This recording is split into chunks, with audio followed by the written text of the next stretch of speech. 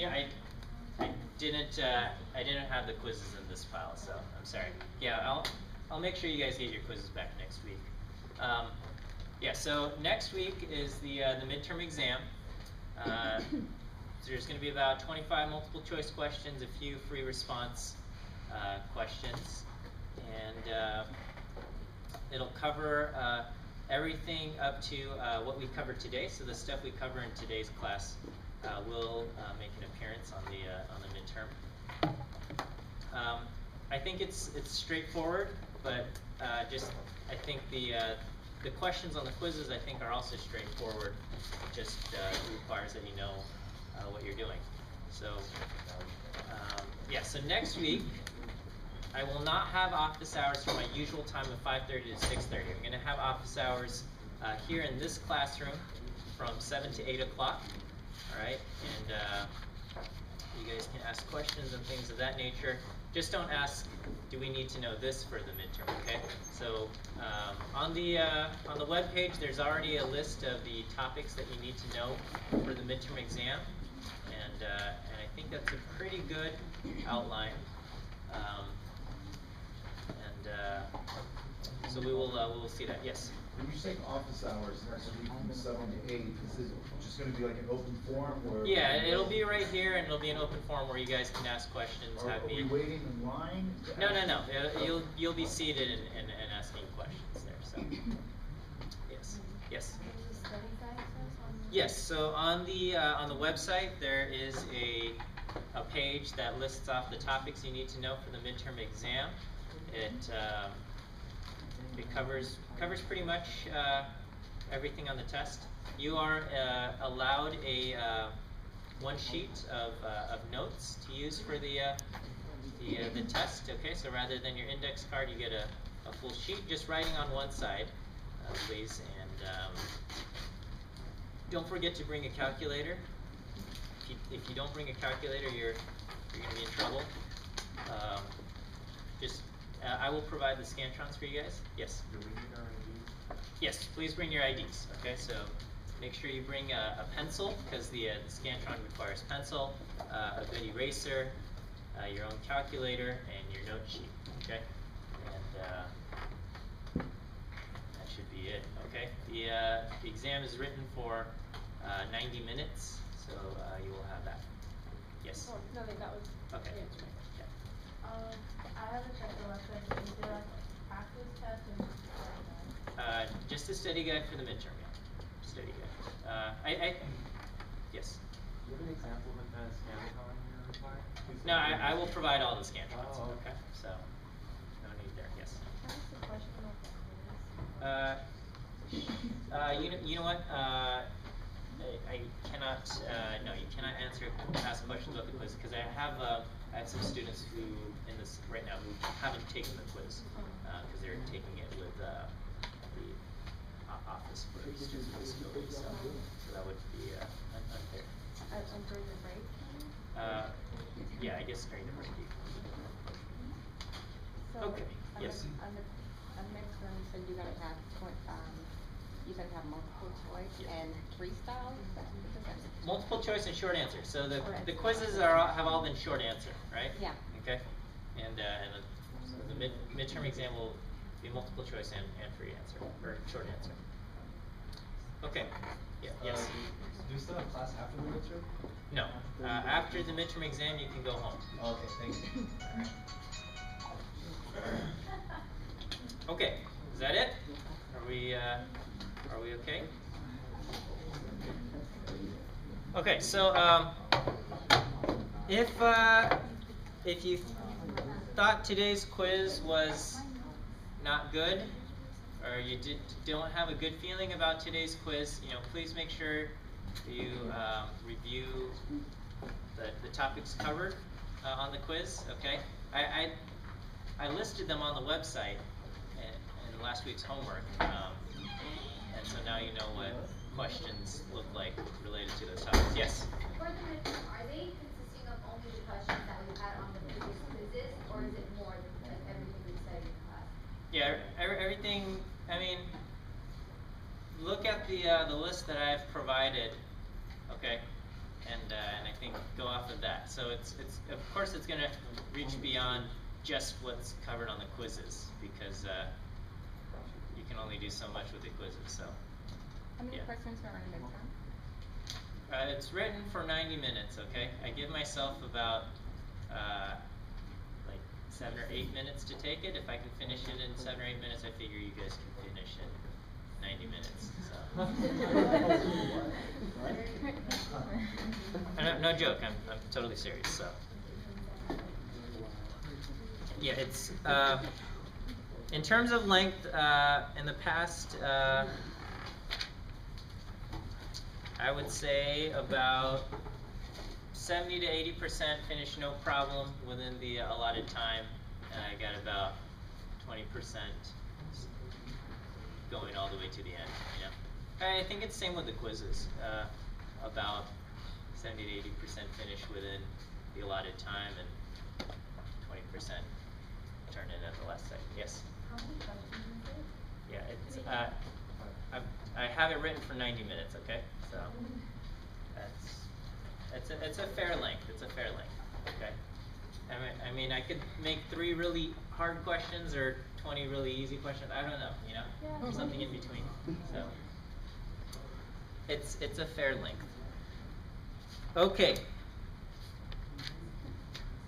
So let's continue on here, and let's just make sure we understand where we're going. Okay, so what did we talk about last week? Probability. And what did we learn in probability? The likelihood of something happening. Yeah, we learned about the likelihood of a particular event happening. Okay, so event A happens, you know, with this probability, and it does not happen with this other probability, right? So if I'm picking someone at random, maybe there's a 55% chance that this person is a girl. Okay, then that means there's a 45% chance that this person is not a girl. Okay, so we learned about those rules. Now, all of the events that we talked about last week, the outcomes were categorical, meaning either this happened or it did not happen. Those are categories, right? Or, you know, what's the probability that someone you pick is conservative, or what's the probability that someone you pick is liberal, or something like that. Those are categorical labels, right? So conservative or liberal or something like that. Okay. We can also have defined probabilities for what we call numeric outcomes. Okay. And these things are known as random variables.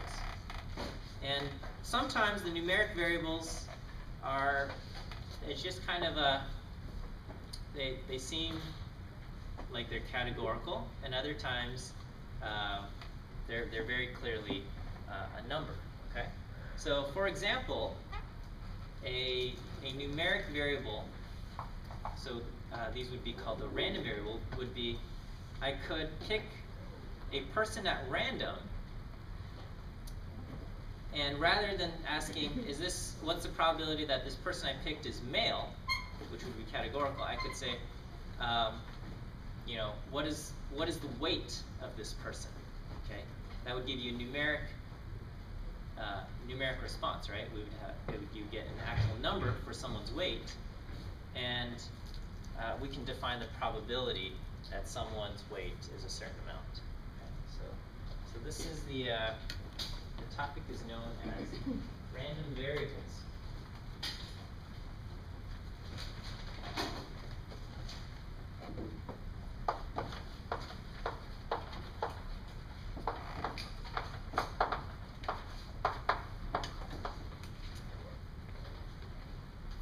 This is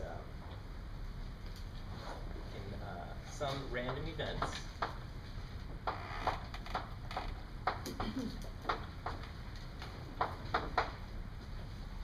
Produce numbers as results. Is this review or is this new question? This is the new stuff, I guess. Some random events produce numbers as results. So, example,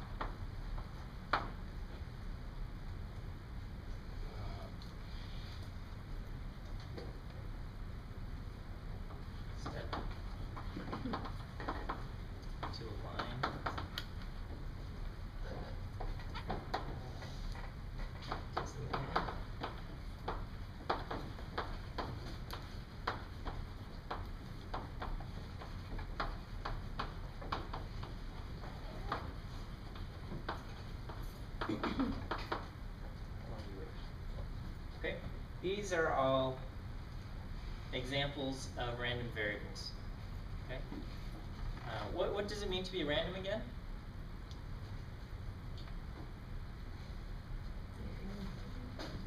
The outcome's unpredictable. Yeah, the outcome is unpredictable. Okay, so for any one of these instances, the outcome itself is unpredictable. But just because it's unpredictable doesn't mean what? That we can't understand it. Okay, so we can still understand a little bit about these random variables. Right? So if I pick a dog at random and I measure the weight of this dog, all right, we have no idea how much this dog will weigh, but we can give kind of a rough idea of decent numbers, right? Like 30 pounds would be a decent guess for how much a dog might weigh. So would 60 pounds, okay? In some cases, even 15 pounds would be a decent number. But if somebody gave me the number 300, that would be an unreasonable number to use for what a dog could weigh. If somebody gave me -10, that's also an unreasonable number. Okay? So the weight of a dog, for any one particular dog, until we actually measure the weight of the dog, we can't predict it. But we can still kind of get an idea of how much that dog should weigh. The same thing for the height of a person. Okay? If I pick a random person, you have no idea exactly how tall this person will be. But you can kind of give me a reasonable range. If I say this person is a grown adult, you can tell me that, okay, a reasonable range is somewhere between basically 5 feet to 6 feet. Okay, somewhere in there, maybe 4'10" to 6'2" or something. Those would all be reasonable numbers, and of course some people are taller than that, and some people are shorter than that range. But that would be a reasonable range. Okay, does that make sense? So let's talk about the height of people. Okay, and let's say let's deal with the height. Height of women in the United States.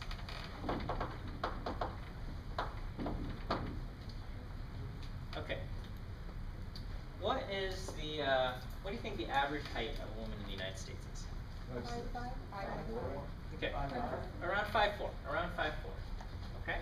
So 5'4" is about 64 inches. Okay. A little bit, maybe a little bit taller than that, but just for simplicity, we'll keep it at 5'4". Okay. All right. So this would be around the most common height. Okay. So if we were to pick a woman at random in the United States, this would be about the most common height that we would observe. Okay, and this includes basically all women aged 18 and over. So older senior women and things like that. Okay, so that's kind of what brings the average down a little bit. So height of the woman. So this would be the mean. Okay. And of course, some women are taller than that, and some women are shorter than that. Okay, but this is the most common.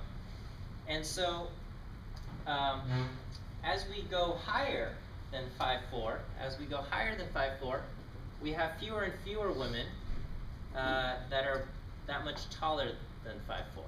Okay, and as we go in the opposite direction, shorter than 5'4", we've got a lot of people who are like 5'3", even 5'2", but as we go further away towards 4'10", 4'9", we have fewer and fewer women who are those heights. Okay, and so we can illustrate how common or uncommon certain heights are using a curve. Okay, so in the middle, I'm going to put 64 inches.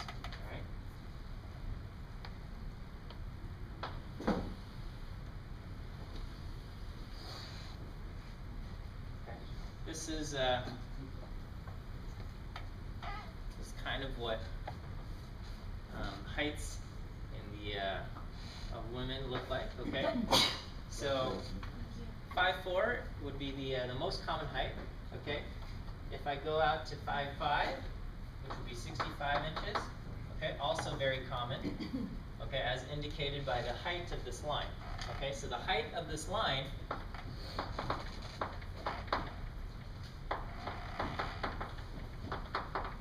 indicates how common that particular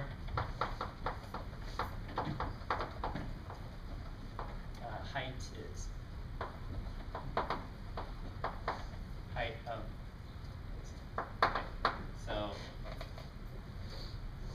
basically, how high this line is indicates how common this the height on the 65 inches would be. Okay. So as we get far away, so this would be something like 72 inches or something. Okay. 72 inches is 6 feet tall. All right. Are there women who are 6 feet tall? Yeah, there are. Okay. But how common are women who are 6 feet tall? Not that common. Okay. Sure. There are lots of women who are 6 feet tall. Okay. But they're not that common. Okay. Do we have any women who are? I don't mean to embarrass any of you, so we won't do that. Okay. But are you 6 feet tall? Okay. And then most of the time, are you generally the tallest woman in the class? Yeah. Generally, right? So there are most of the time there aren't very many other women who are taller than you. Okay. And on the other hand, if we go all the way on the other end, okay, if we go to like 4'8" or something like that, so that would be 4'8" would be 58 inches. No, 48, 50, 48, yeah. 56 inches? No, that's 4.5 feet. 56 inches, sorry. 56 inches, okay. That would be on the shorter side. And sure, there are women who are 4'8", okay, or even shorter than that, but there aren't very many, okay, and that's indicated by how high this line is here. It's pretty low, indicating that this is less common. Okay. This shape, often we hear the term bell curve, right?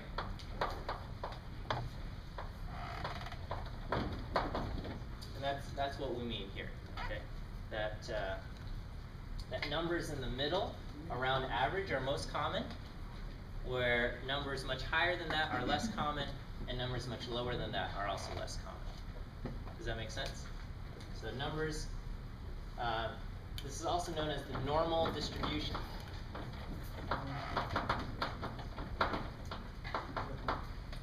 Okay. And the basic premise is numbers near the center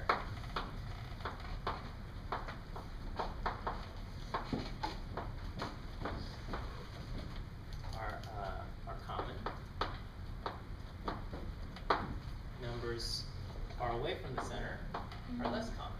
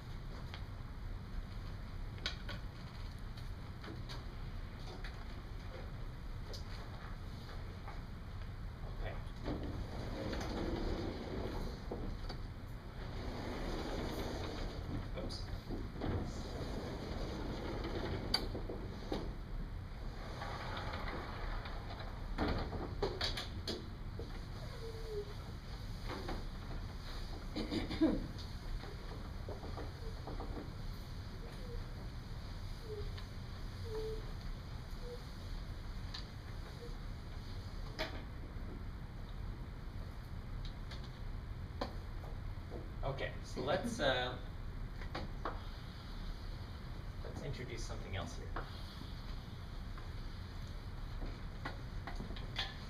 here. If we were to describe a distribution, what are the things you want to mention when describing the distribution? Center. And what else? Shape. So skew is part of shape. What else? Spread, right? Okay. So for a normal distribution, to describe the center, we use the mean. Okay? The shape is always the same. The shape is always unimodal and symmetric.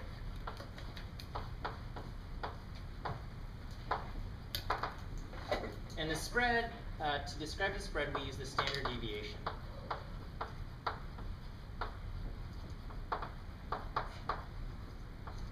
Okay. So I can say the heights of women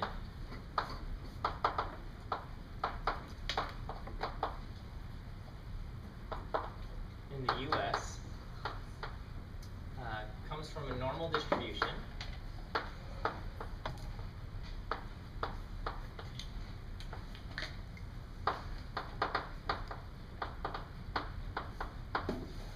Okay, the mean is 64 inches. The standard deviation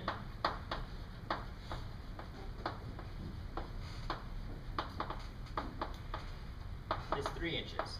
Okay. And this will define our normal distribution.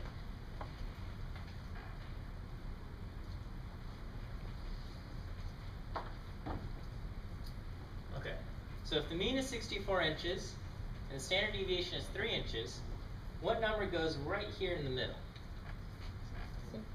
64, okay? Alright. Let's say I draw a line right here and I shade everything over on this side.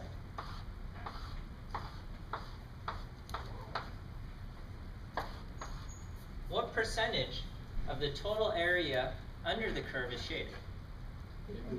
50%. Okay, so if I draw a line at 64 inches, I have 50% shading. Okay, so if I draw a line at the mean and shade everything to the left,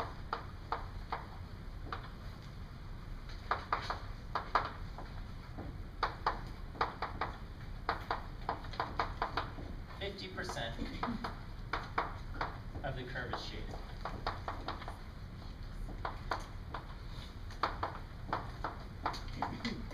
Okay, that makes sense to everyone? If I draw a line right here in the middle at 64 inches and I shade everything to the left, how much what percentage of the area under the curve is shaded? 50%. Okay? What is the z-score of a woman who is 64 inches tall? 0. 0, right? Why is it 0? Because she's at the mean. So we're asking, a z-score is how many standard deviations are you from the mean? If she is at the mean, her z-score is 0. Okay? So a line where the z-score equals 0 will give us 50% to the left, okay? Give us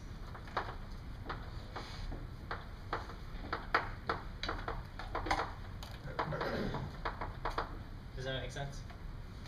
It's the exact same thing that I'm saying up here, okay? So I'm just saying, if I draw it at the mean, I have 50% shaded to the left. In other words, if my z-score is 0, I have 50% shaded to the left. Let's try.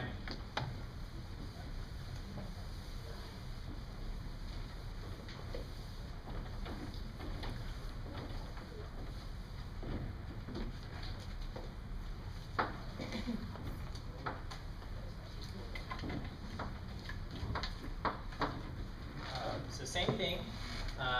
The mean Okay, so another way of writing the mean is to say the mean is equal to 64, and standard deviation, I can write sigma is equal to 3. Are these symbols okay? This looks like a U with another line in front of it. It's actually the Greek letter for M, mu. And this is, I don't know, it looks like a Q or something, I don't know. What is that for? This is the mean, this is the symbol for mean, and this is the symbol for standard deviation. Okay, so basically I'm saying the exact same thing that I did up there. The heights of women in the US have mean 64 and standard deviation equal to 3. Is that alright? Okay, if I draw a line at 67, something like that, and I shade everything to the left over here, how much is going to be shaded? Huh? Oh, 75. Okay, so 75 is 75%. That's a reasonable answer, but the exact answer is 84.13%.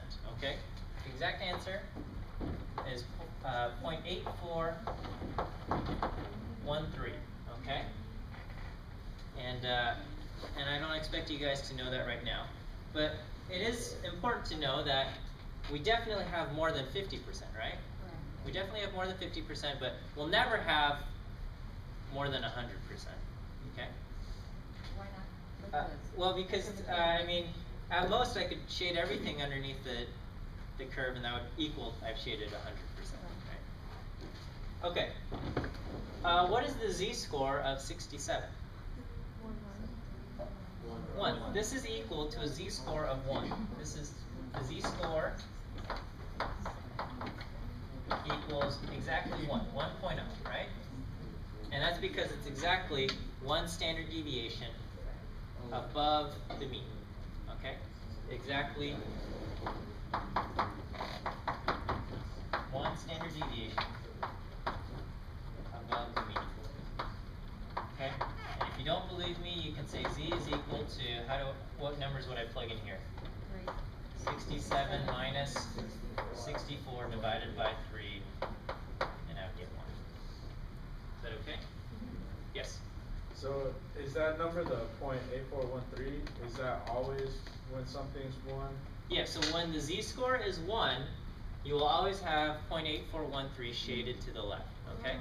But if I used a different mean and different standard deviation, okay, it won't always be at 64 and 67, right? It will be somewhere else. Yeah. But whenever you have a z-score equal to 1, the area to the left is equal to 0.8413. So if you draw a line,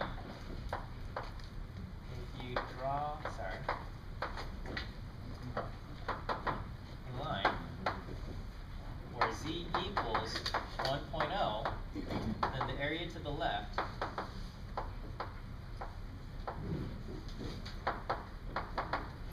of the line is always 0.8413. Yes? So even if we change the standard deviation of the mean, it's still going to be... Yeah, so even if you have a different mean and different standard deviation, as long as the z-score is at 1, is equal to 1, you will have 84.13%, 0.8413 shaded to the left. Does that make sense? In any situation. Yeah, in any situation that uses the normal distribution. Okay? So if I said men's height follows a normal distribution, and the mean height of men is 70 inches, and the standard deviation is 3 inches, where would I draw the line? At 73 inches. At 73 inches, if I drew a line at 73 inches, I would have 0.8413 to the left, because that's where the z-score is equal to 1. Is that all right? Yes, question. So would that be the answer, or that would be the equation? Z equals 67 minus 4 over 3 equals 1? I'm not sure if I understand your question by I answering. mean, I don't understand that part. Which part? 67 minus 4 over 3. Where you get the Z. Where So do you- this is how I got my z-score. How did I get the z-score? Yeah. Okay, Do you remember what the definition of a z-score is? Yeah, that's when the one, I mean, So a The z-score is mean how is many equal. standard deviations am I away from the mean? Okay, so what is my standard deviation in this problem? 67. No, that's I not mean, my, that's oh, what, 3. my it's standard 3 deviation is inches. 3, okay? Yeah. And what's my mean? Your mean is 64. And my mean is 64, right? So my standard deviation is 3 and my mean is 64. Right. And if I'm located at 67, Right. how many standard deviations am I away from the mean? 3. I'm 3 inches away from the 3 mean. inches away. Uh-huh. Oh. But how many standard deviations is that? 1. I'm one standard deviation, right? Because each standard deviation is 3 inches. So if I'm 3 inches away Right. from the mean, and each standard deviation is 3 inches, Right. how many standard deviations? I'm 1 standard One. deviation. Okay. So that's how I got that. I understand that. All right. So let's try something else here. Okay. We'll use the same thing. Okay. 64, and this time I'm going down to 59. Okay. What is my z-score? It's like 2.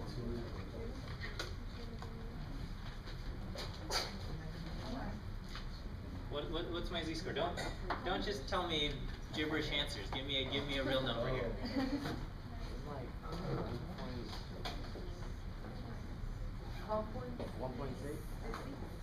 Okay, so I would do 59 minus 64 divided by 3, right? I would get negative 1.67. So I'm 1.67 standard deviations below the mean. Or my z-score is negative 1.67. Okay? So how much is the area over here? Is it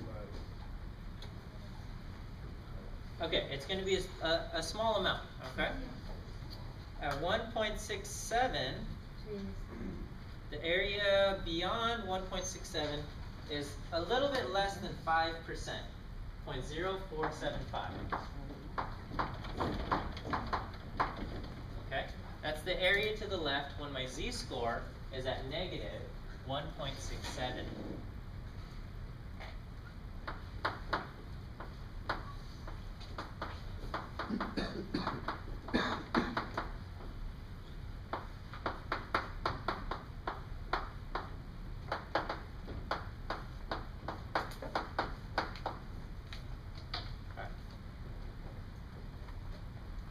So let me pass out this table here. Okay, this is for you to keep. I will leave this.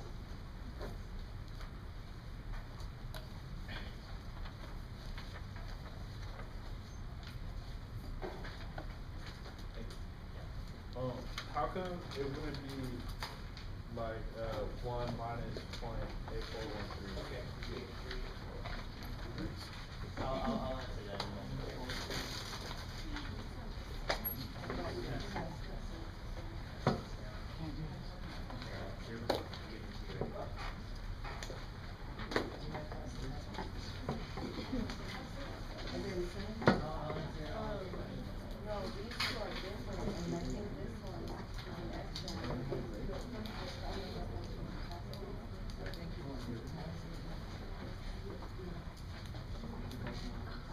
Okay, did everyone get one of these tables? No? You didn't? Oh, you didn't pass them down, that's why. They're exactly the same. Okay. It's double sided. Did everyone get one? Okay. This is also found in your book at the back on page A2 and A3. Okay. Alright, let's talk about this.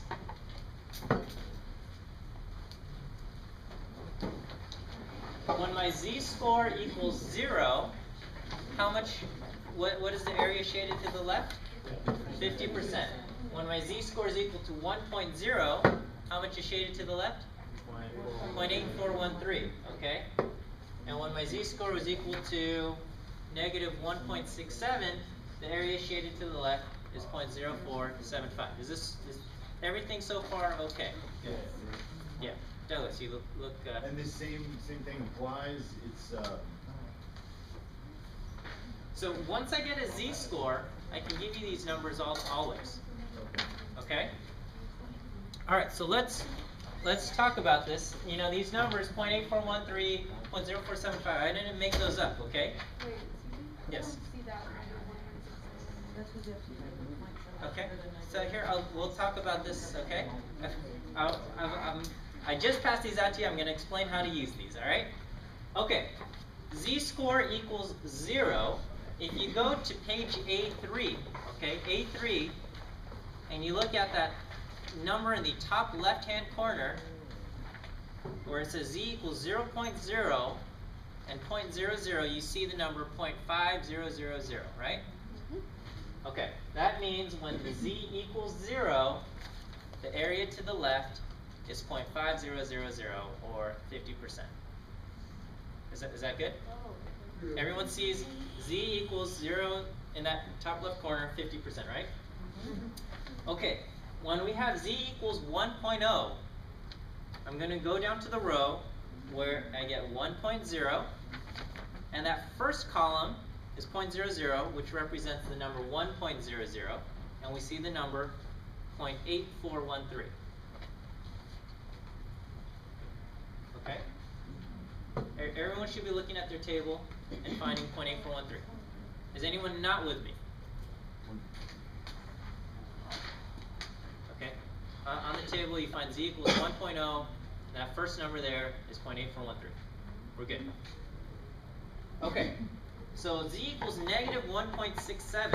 Okay? The way we're going to do that is I'm going to flip it over to the negative side, A2, and I'm going to go to the row z equals negative 1.6, and I'm going not to look at that first number there, but I'm going to go over, see the column where it says 0.07? I'm going to go to where the row 1.6 and the column 0.07 meet, and what number do I have there? 0.0475. Alright, are we good? Okay, so let's just check our understanding. Alright, if I draw a line at z equals 1.28, how much is shaded to the left at 1.28? So don't say anything yet. Don't say anything yet. Okay, just make sure you find it on your paper, and then we'll see if we get the same answer here. Okay. So if I draw a line at 1.28, I'm going to have 0.8997. Okay, so just about 90% at z equals 1.28. Anyone having problems with that? Okay. What if I draw a line at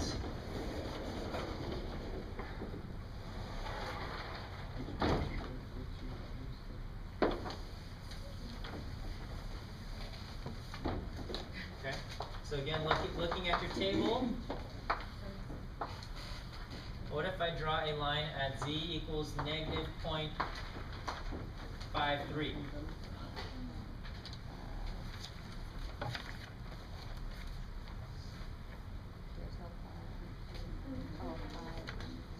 Okay, so don't say anything. How much is shaded to the left if I draw a line at z equals negative 0.53? The answer is 0.2918. 0.29. I'm sorry, 2981. I'm getting my numbers mixed up. Thank you. See? I didn't see that. So, not z equals. So, the area. So when z equals negative 0.53. Okay. So this obviously has caused problems for some of you. Okay. Okay. For those of you, if you're willing to be brave, okay, if you didn't get for z equals 0.53, if you didn't get 0.2981, are you willing to raise your hand? And let's see where you might have looked up. Okay, yes. I'm just, not sure where I'm looking on the chart. Oh, okay. So did you have any idea what the number should be when it was z equals negative 0.53? No. Okay, that's all right. So what I'm gonna do is I have two sides to this table. I've got a positive side and a negative side. So which side am I gonna look at? Negative. The negative side, right? So I'm gonna go to the row on the negative side where z equals 0.5. Does that make sense? And I'm gonna go to the column 0.03. Okay. Okay, what number do you find there? 0.2981. 0.2981. Good. All right. Anybody else having trouble? Let's try another one. Just yes. I was confused on the 1.67 one at the The top. 1.67. What did you think the number should have been? Well, I don't know. You didn't know. Okay. Yeah. So, all right. Well, if we're gonna look up 1.67, just tell me which side will I go to? Positive or negative? Positive. Positive. And what row do I go to? 1.6. 1.6. And which column do I go to? Oh, set. Gotcha. 0.07. Okay. So I go to the row 1.6 and the column. Negative. Oh, this was negative Yeah, my bad. 1.67. Sorry. Okay. Negative 1.67. Yeah, it makes a big difference whether you're looking at the negative or positive side. Oh, okay, I got you. Okay, so let's just check our understanding also. So this is when z equals negative 0.53, and the area to the left was 0.2981. How much is over here? How much is, if I shaded to the right, how much would be shaded?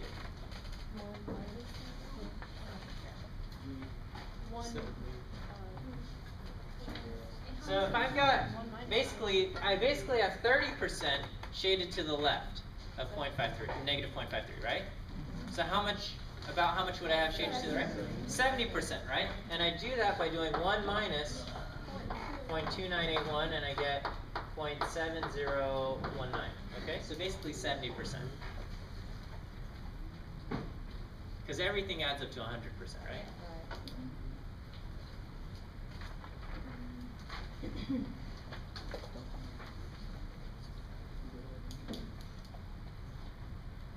All right, does that make sense?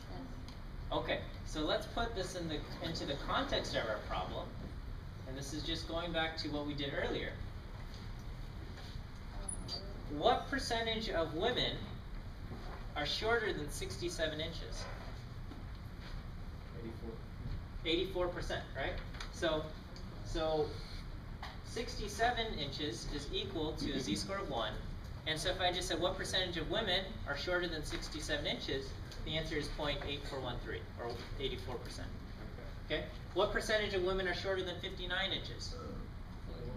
0.4. Yeah, 0.0475, okay? So about 5%. About 5% of women are shorter than 59 inches, which would be 411, okay? Okay, is that good? Let's try a couple more problems, and then yeah, we have a question. When you do an example, can you do another one with the z-score? Yeah, of course. Well,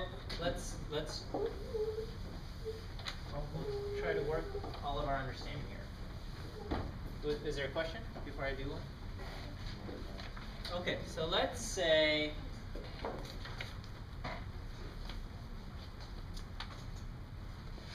we're talking about IQ scores, okay? What's the average IQ score? Anyone know? The average IQ score is 100. Okay, if you have an IQ of 100, you are average. What percentage of people have IQs higher than 100? 50%, okay? If that's the mean, 50% of people have IQs over 100, and 50% have IQs lower than 100. Okay? The standard deviation, it's around here, okay? It's about 16, okay? 15 or 16. That's the standard deviation. It's close enough for all intents and purposes, 15 or 16. All right. So let's say, so IQ scores, again we say normal distribution, okay?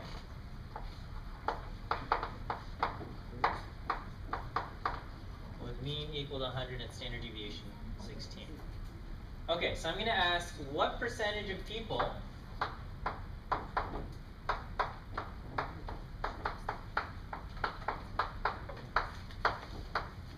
have IQ scores over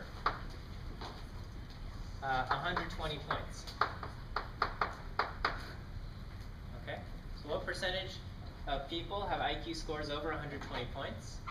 And then let me put on another question, okay? So what percentage of people have IQ scores lower than 75? Okay, so what percentage of people have IQs over 120, and what percentage of people have IQ scores lower than 75? Okay, so go ahead and try to solve these answers. You have everything you need to solve these problems. And I'll help you out by drawing this thing. The number that goes right in the middle is 100.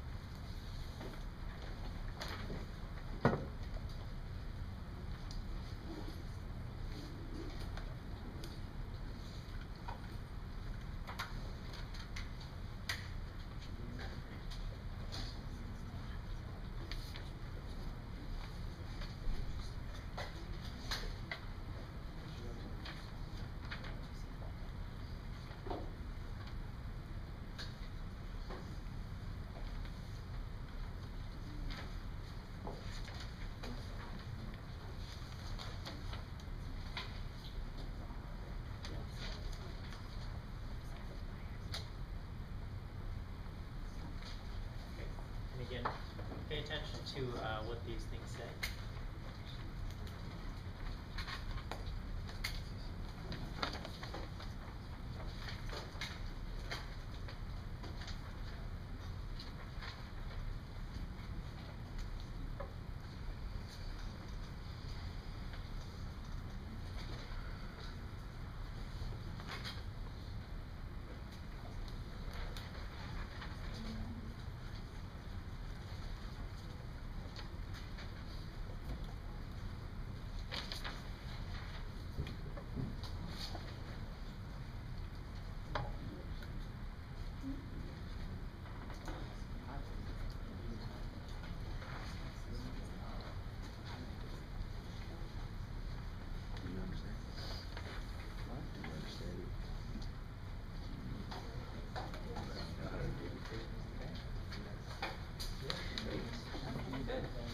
I just don't get the question.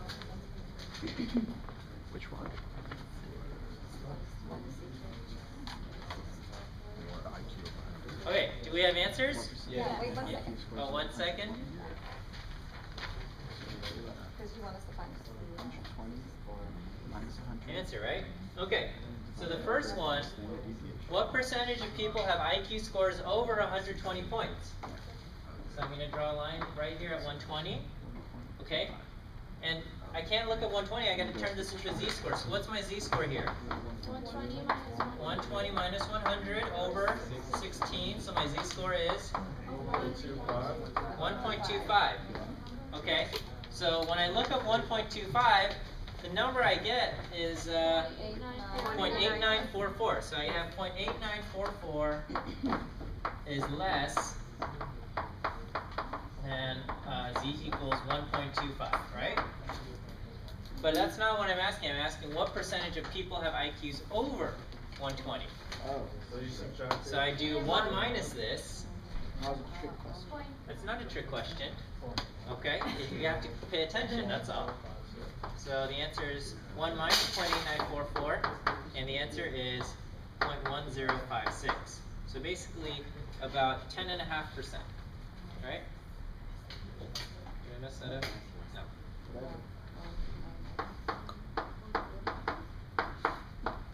Okay, is that good? Yes. That's what I got, but I don't know how. Who does that? So maybe you might have made two mistakes that canceled each other out, okay? If you looked up negative 1.25, you're going to get 0.1056, but you need the positive side. Okay. Is that good with everyone? So 10.56%. Oh, because it's all gonna mean something. Yeah, because we're asking what percentage of people have IQs over 120. So if I were to shade that in, that's this side, right? This is clearly less than 50%, right? It's clearly less than half. So when you look at the answer and you get 0.8944, you know that can't be the answer, right? It can't be about 90% of people have IQs over 120. That doesn't make sense, right? Because 120 is supposed to be a pretty high IQ, right? Okay. All right, on the other hand, what percentage of people have IQs lower than 75? Okay, so I put in 100 here, and I'm going to 75, and I want to know what percentage of people have IQs lower than 75. Okay? So, no, lower than 75, okay? So when I look this up, my z is equal to 75 minus 100 over 16. What's my z-score? Negative 1.56. Yeah, negative 1.5625. Okay? Now, my z-table doesn't give me negative 1.5625. The closest number I can find is negative 1.56, right? Z equals negative 1.56. So we use z equals negative 1.56. And what percentage of people have IQs lower than negative 1.56? 0.0594.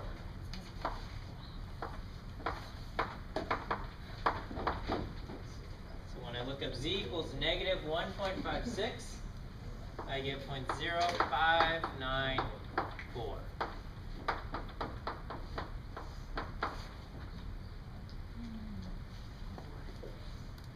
Did we have problems with this one? Yes. So I just have a question. So let's say if we got like 1.566, would we have to round that digit? Or? Yeah, so if you get 1.566, you'd round to 1.57, right? So know your rules on rounding also. Alright, sure. Okay. Is this okay? Yeah. Yes, question. About the 120. Uh-huh. I know my calculator gave me a negative. If I look up the negative z-score, is that gonna give me a wrong answer in the future, or is that just get lucky? Yeah. So the z-table has an interesting property of being symmetric. Okay. So when I looked up z equals for this problem, my z was equal to 1.25, right? And when I looked up 1.25 in the z-table, the area to the left is 0.8944. Okay? And if this part makes sense to you, great. And if it doesn't, that's okay. You don't have to do it this way. All right? Just imagine I took this thing and I flipped it like this. Okay?